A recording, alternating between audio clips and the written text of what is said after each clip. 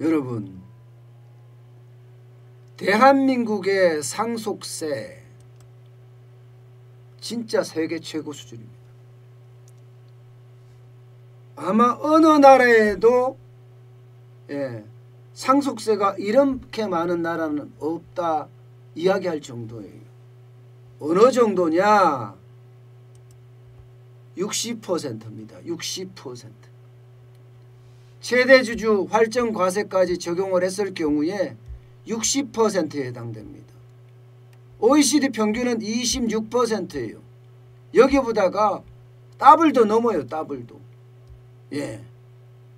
일본이 50%, 프랑스가 45%, 미국이 40%인데 이탈리아는 4%예요.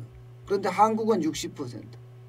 제가 세계 최고 수준이라고 이야기했더니 어떤 분이 그런 이야기를 하더라고요. 아니, 벨기에는 80%야. 뭘 좀 알고 이야기해. 이렇게 이야기하더라고요. 그래서 제가 이야기했죠. 벨기에는 80% 맞아요. 그런데 자녀에게 물려줄 경우에는요 30%라는 거 혹 아세요? 제가 이렇게 대답했습니다.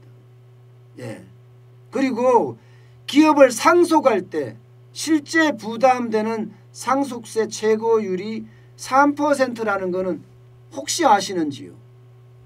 그렇게 또 대답을 더했습니다. 그랬더니 전혀 모르고 있더라고요. 실제로 대한민국의 상속세는요 세계 최고 수준 맞습니다. 엄청난 세금입니다.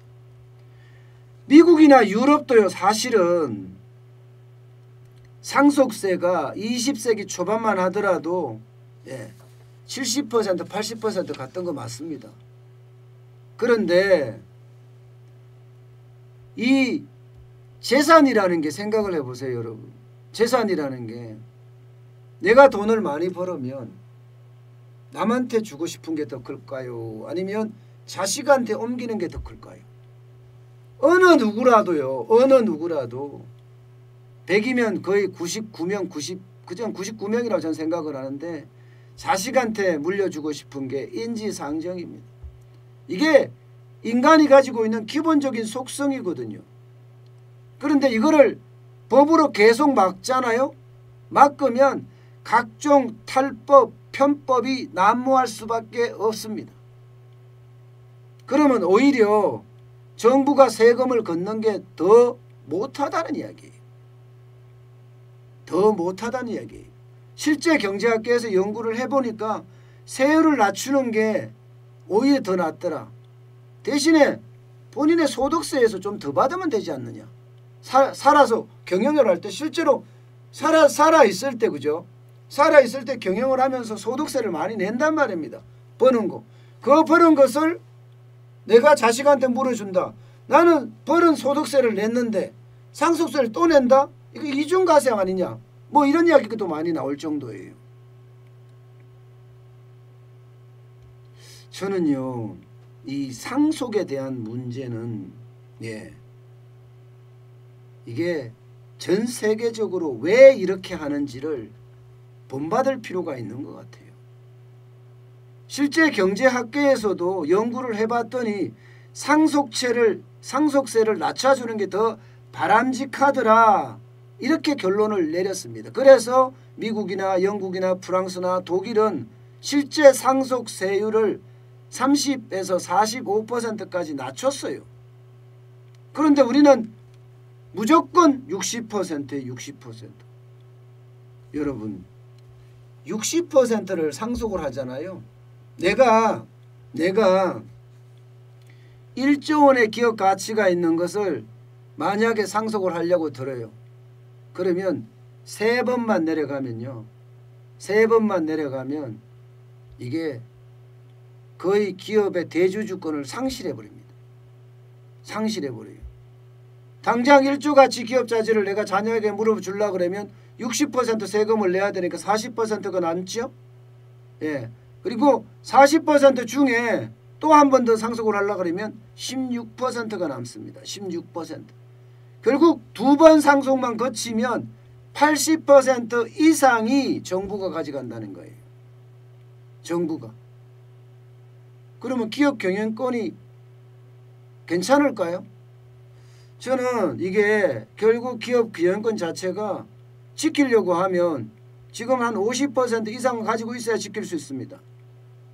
여러분 요즘은요.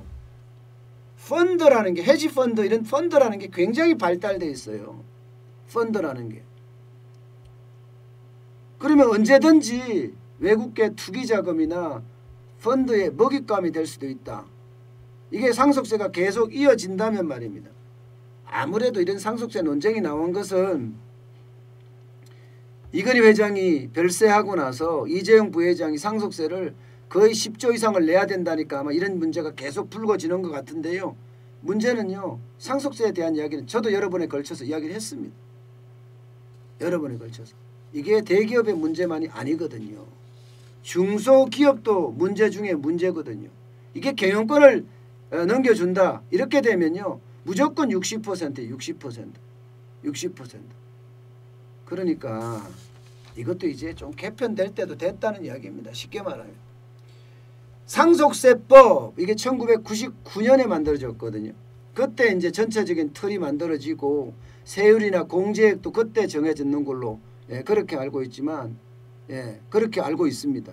최고세율도 그때 50% 정해졌고요. 과세표준이 30억 초과했을 때 그때 활정과세가 20% 더 붙는다는 게 그때 만들어진 거죠. 여러분 이 상속세라는 건요.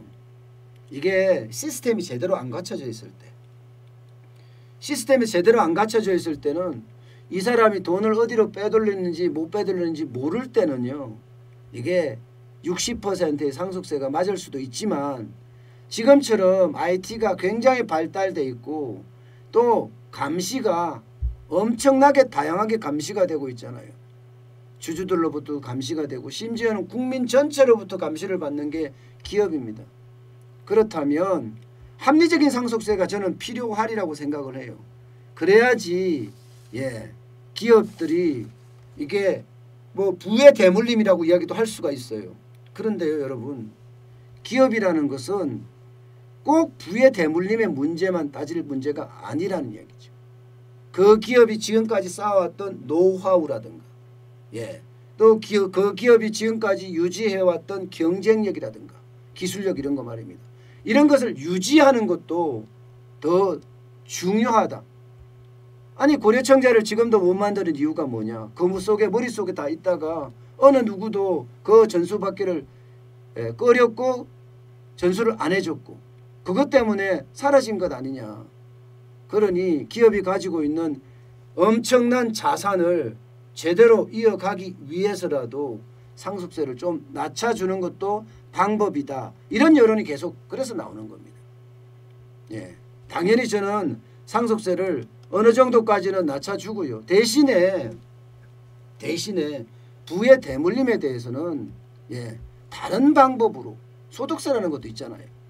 소득세를 더 많이 강화시켜서 더 많이 받아간다든가 이런 다른 방법으로 하면서 기업의 자산 지금까지 이어왔던 자산들은 그대로 이어갈 수 있게끔 그렇게 하는 것이 바람직하지 않을까 저는 그렇게 생각합니다. 상속세를 낮춰주면 낮춰주는 만큼 오히려 회피하려고 하는 그 노력이 줄어들어서 기업의 어떤 경영 자체는 더 좋아지지 않겠느냐 저는 그렇게 생각을 합니다. 여러분 역대 최고 상속세를 냈은 사람들이에요. 구광모 LG 회장은 7,200억을 냈고요. 정용진 신세계 부회장 6,500억, 신동빈 롯데 회장 지금 한 3,000억 정도 낼 거라고 예상을 합니다. 이우연 OCI 부회장이죠. 약 2,000억 원. 여기는 대주주 지위까지도 한때 상실했었어요. 신창재 교보생명 사장 1,830억 원이. 이거를 제가 방송을 하니까 어떤 분은 그러더라고요. 아니 많이 가지고 있는 사람 돈 다 걷어가는데 왜 그게 문제냐. 왜 자꾸 부자 옹호하냐 이런 말을 한단 말입니다. 그런데요. 길게 봐야죠. 저는 짧게 봐서는 안 된다고 생각을 합니다.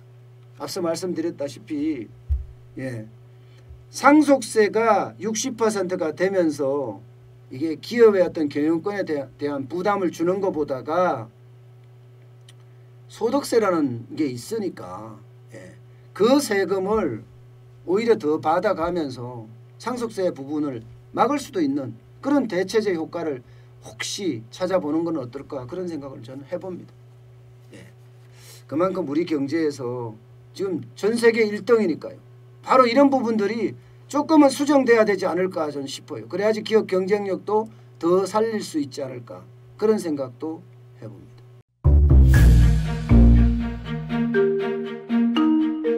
세종대왕과 샤넬 넘버5, 벤츠 자동차의 최고급 기종인 마이바흐의 공통점을 아시나요?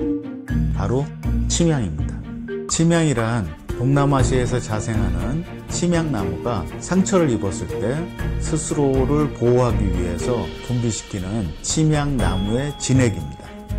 진침향은 태국산 침향과 러시아산 녹용, 그리고 국산 홍삼, 백봉령, 산수유, 당귀, 숙지향, 꿀로 이루어진 침향환으로 만성 피로나 또 스트레스, 기력이 저하된 직장인분들, 또 수험생들, 연세 드신 어르신분들이 드시면 좋은 환입니다.